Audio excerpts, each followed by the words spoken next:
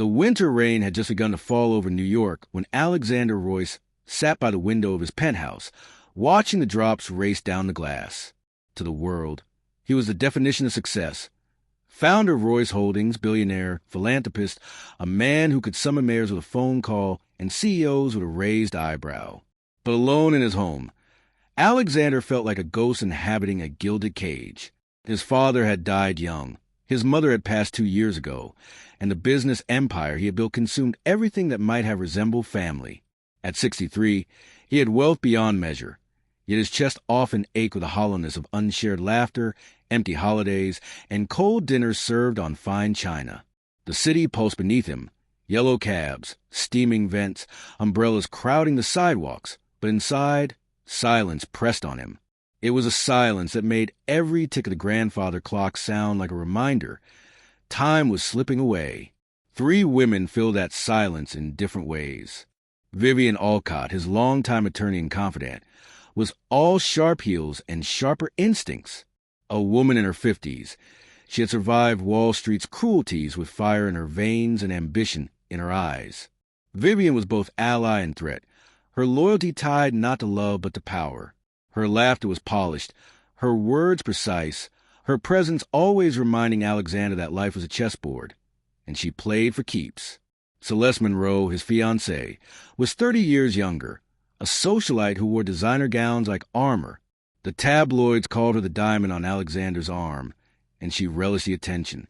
She laughed at his jokes too quickly, touched his hand too deliberately, always making sure the cameras captured it. Her beauty dazzled, but Alexander sometimes wondered if she saw him at all, or only the empire his name commanded. And then there was Isabella Crane, a quiet archivist he had hired to catalog his late mother's art collection. She was unassuming, almost invisible in his world of glittering excess. But when she spoke of colors and brushstrokes, her voice softened the edges of the solitude. She never asked him for favors, never treated him like a prize. Her presence was like a painting in muted tones, easy to overlook, yet impossible to forget once truly seen. One cold Friday evening, Alexander decided to gather the 3 women under one roof for dinner. His motives were unclear even to himself.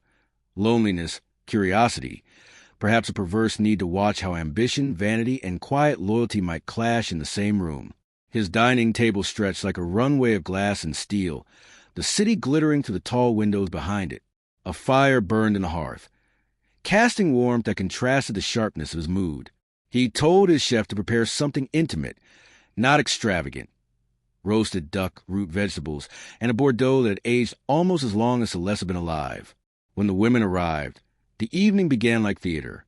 Vivian swept in first, her black dress as sharp as her words. "Alex," she said, kissing his cheek lightly. "Still working yourself to death, I see. At this rate, I'll be inheriting your empire through legal fees." Celeste followed, shimmering in silver satin, her laughter spilling like champagne. She placed her hand on Alexander's chest with the cameras that followed her everywhere, even when uninvited. "Darling, I nearly froze outside. Do you realize your doorman has stricter security than the White House?" Finally, Isabella entered quietly, in a navy dress with no brand name attached, carrying a small leather folder of notes. She looked at the fire, not the cameras, and gave Alexander a smile that wasn't rehearsed. "Thank you for the invitation. I wasn't sure if this was appropriate." Alexander found himself strangely grateful for her humility. Dinner began with small talk that was anything but small. Vivian asked pointed questions about contracts and mergers, her voice laced with challenges. Celeste deflected them with anecdotes about parties, art shows, and how exhausting it was to be admired everywhere. Isabella said little, only offering observations about Alexander's mother's favorite painting, how the brushstrokes suggested longing, not triumph. For a time, Alexander listened, his glass untouched. He felt like a spectator at a play staged in his honor, though the actors were performing for themselves. It was only when Vivian's sarcasm sharpened. "Really, Alex, I hope your bride-to-be knows the difference between a balance sheet and a shopping list," that the cracks widened. Celeste's smile froze. Isabella lowered her eyes. The air thickened, and Alexander realized tonight would not end as it began. The silverware chimed against porcelain, but beneath the delicate sounds of dining, an invisible storm gathered. Vivian carved into her duck with the precision of a surgeon. "Alex," she said, her voice smooth as glass, "do you know how many vultures circle your empire? Competitors, old rivals, even board members. If you don't keep your grip firm, one day you'll look up and realize your fortune has been divided among scavengers." She sipped her wine, eyes flashing toward Celeste. "And sometimes the vultures don't come from outside." Celeste's laughter rang too loudly, brittle at the edges.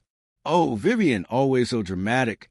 Alex and I don't spend our evenings worrying about corporate paranoia. We have better things to occupy us." She touched Alexander's hand across the table, nails glittering like claws. "Don't we, darling?" Alexander's eyes remained on his untouched wine.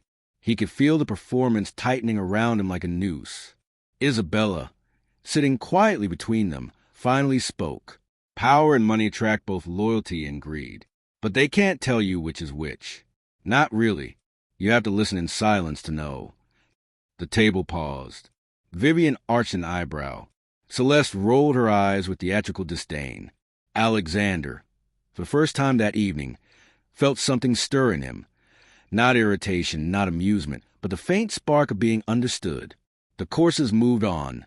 Foie gras, salad, a delicate sorbet to cleanse the palate. But the conversation grew sharper. Celeste, eager to reassert dominance, leaned forward. "Alex, I was telling the girls at brunch about the wedding.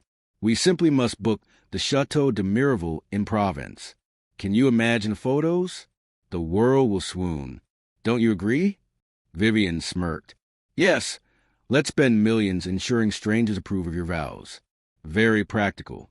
Celeste's face hardened, but she quickly rearranged it into a smile. "You wouldn't understand, Vivian. Love deserves beauty." Alexander said nothing. His silence, as always, became its own language. One Celeste interpreted as consent, Vivian as weakness, Isabella as weight. Isabella turned her gaze from the table to the city lights beyond the glass. "Sometimes love is beautiful even in silence," she said softly. "My grandmother and grandfather were married 50 years, and their anniversary photo was taken in the kitchen. The wallpaper was peeling, but you could see it in their eyes. That was the beauty." Her words hung in the air like incense, faint but impossible to ignore. Vivian, perhaps sensing her control slipping, changed her strategy. She set her fork down and leaned back. "Alex, forgive my bluntness, but you spent decades building something only a fool would squander. You need to be careful who stands closest to you. People smile, they flatter, they even claim to love you, but behind it all they calculate." Celeste scoffed. "Spare us the lecture, Vivian. We all know you calculate better than anyone." The room bristled. Alexander finally raised his glass and spoke, his voice low but firm. "Enough." The single word silenced them. For a moment, he wasn't the weary man by the window. He was a titan of Wall Street again, the voice that could crush stocks with a whisper. He looked first at Vivian. "You've been by my side for 20 years. You've saved me millions, and cost me just as much in sleepless nights. But don't confuse loyalty with leverage." Vivian inclined her head, accepting the rebuke with a half-smile. Then he turned to Celeste. "And you're beauty blind to room. But if the cameras vanished, would you still sit at this table? Would you still hold my hand?" Celeste's lips parted. Her reply caught between indignation and fear. Finally, Alexander looked at Isabella. She met his gaze without flinching, her eyes calm, steady. He felt something he had not felt in years, the faint tremor of trust. The chef cleared the plates, bringing dessert, flourless chocolate cake, delicate as silk. But the sweetness could not disguise the bitterness lingering in the air. Vivian raised her glass. "To Alexander Royce. May his empire outlive us all." Celeste followed quickly. "To love, because what is power without it?" Isabella hesitated, then lifted her glass last. "To truth, because without it, neither power nor love survives." The glasses clinked. A toast, but not an agreement. As the night stretched on, Alexander realized the dinner had become a mirror. Vivian's ambition, Celeste's vanity, Isabella's quiet truth. They were all fragments of his own life, choices he had made or avoided. He had invited them to test them, but it was his own heart now on trial, and the verdict was yet to come. The rain outside thickened into a storm, droplets pelting the glass like impatient fingers demanding to be let in. Inside the penthouse, the fire burned low, shadows deepening along the walls. The evening, meant to be civil, was now an interrogation chamber disguised as a dinner. Alexander sat at the head of the table, fingers pressed together, eyes unreadable. The three women faced him like rival advocates before a weary judge. Vivian leaned forward, her tone velvet over steel. "Alex, I've held my tongue for too long. You can't build an empire this vast and then hand the keys to someone who sees it as a photo backdrop." Her gaze cut sharply to Celeste. "This is your legacy. You need someone who understands what's at stake." Celeste's smile tightened, her voice sugary but sharp. "And what exactly do you think you're after, Vivian? You've been circling Alex for decades, pretending loyalty while waiting for your chance. But he chose me, not you. Isn't that what stings?" The words landed like a slap. For the first time, Vivian's composure cracked. "Don't flatter yourself, child. Alex doesn't choose women for their minds anymore. That's obvious. He chooses them for how they look on a magazine cover." Celeste's face flushed, her youth betraying her. She turned to Alexander with urgency. "Are you just going to sit there and let her humiliate me? Tell her she's wrong. Tell her you love me." The demand sliced through the room.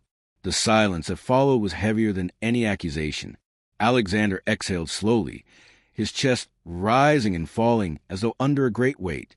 "Celeste, you mistake presence for permanence. I gave you my time, but I'm not sure I ever gave you my heart." Celeste's fork clattered against her plate. "So that's it? After everything I've given up for you?" She stopped, realizing too late that her outburst betrayed the bargain she had always denied. Vivian smirked, seizing the moment. "There it is. Love, for sale to the highest bidder. Alex, you've always been smart enough to see the transaction." But Alexander didn't reply. His gaze had shifted to Isabella, who sat quietly, hands folded, not smiling at her rival's stumble. She hadn't spoken in several minutes, but her silence now felt louder than their sparring.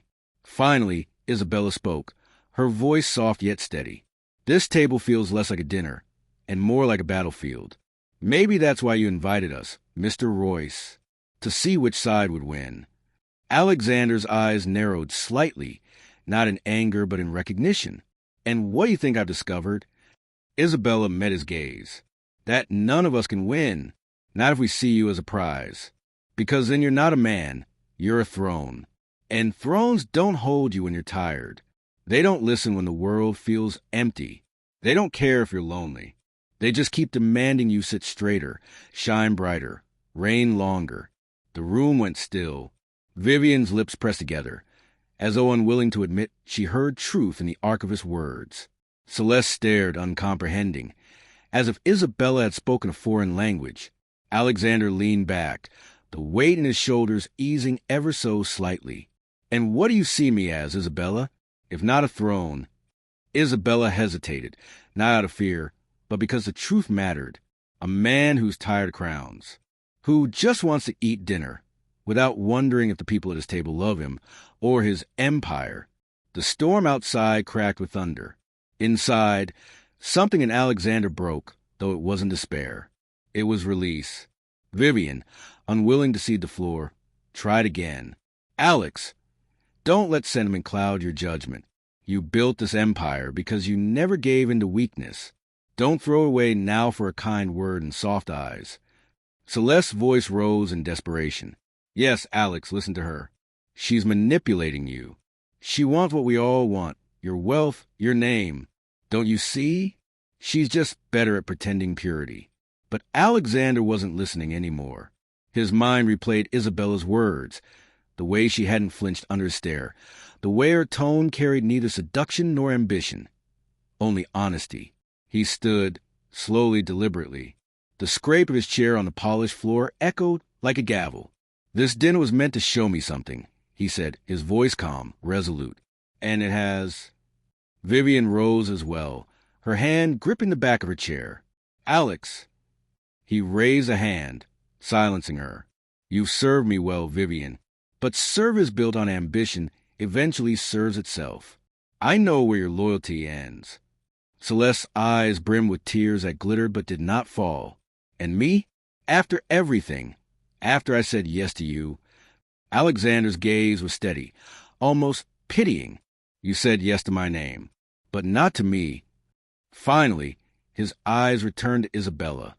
She hadn't moved, hadn't sought his gaze, hadn't even tried to soften the moment.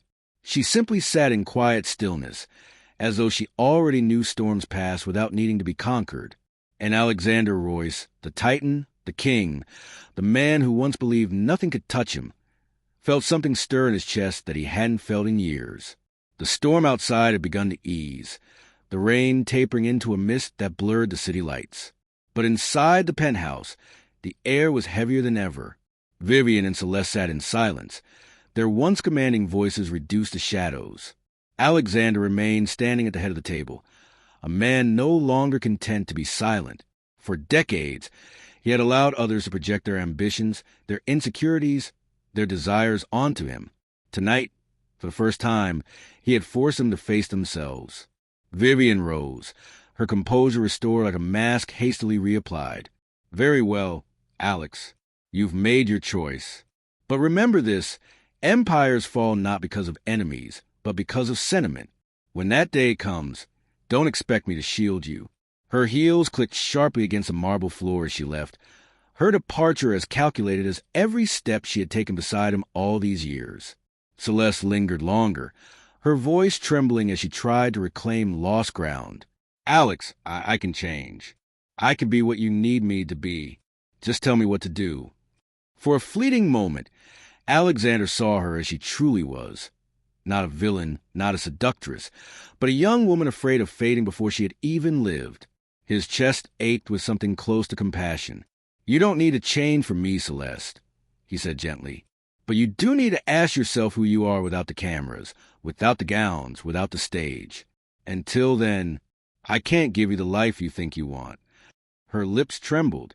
She nodded once, then swept her shawl over her shoulders and left without another word.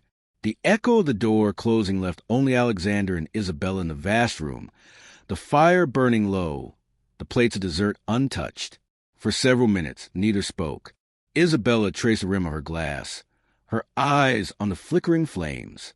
Alexander studied her, this quiet woman who had said the least and revealed the most. Finally, he broke the silence.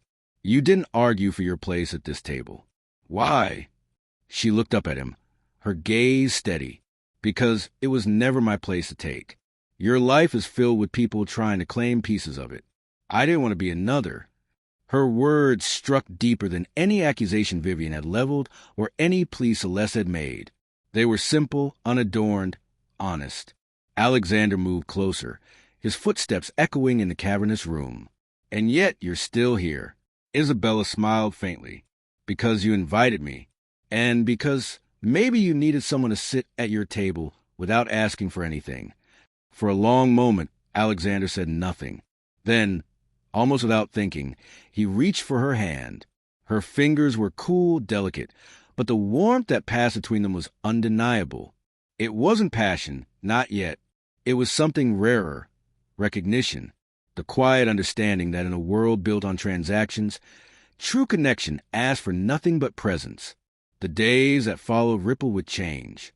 Vivian tendered her resignation within a week, though Alexander knew she would resurface in some other firm, sharpening her claws on another man's empire. Celeste disappeared from the tabloids for a time, retreating to Europe, her name fading from the gossip columns as quickly as it had once dominated them. And Isabella? She remained, not as a mistress, not as a socialite draped in jewels, but as herself, an archivist cataloging a life Alexander had almost forgotten to honor. Together, they sorted through his mother's letters, his father's journals, the faded photographs that told a story wealth could never buy. One evening, as they placed the last of his mother's canvases into storage, Alexander found himself speaking aloud thoughts he had long buried. "I thought money would fill the emptiness. Then I thought power would. Tonight, I realized it was never about filling it. It was about sharing it. Isabella closed the folder she was holding, her eyes soft. And now, he looked at her, really looked, and felt no need for speeches. Now, I'd like to try again, not as a king, just as a man. Months later, when spring painted the city in pale gold, Alexander hosted another dinner. The table was smaller this time, the guest list shorter. No cameras, no board members, no performances. Just him, Isabella, and two close friends who had weathered his storms. As laughter warmed the room and glasses clinked, Alexander realized the crown he had once worn so heavily was gone. Not discarded, but transformed. For the first time in decades, he was not alone at the table, and that, he thought, was the truest wealth he had ever known.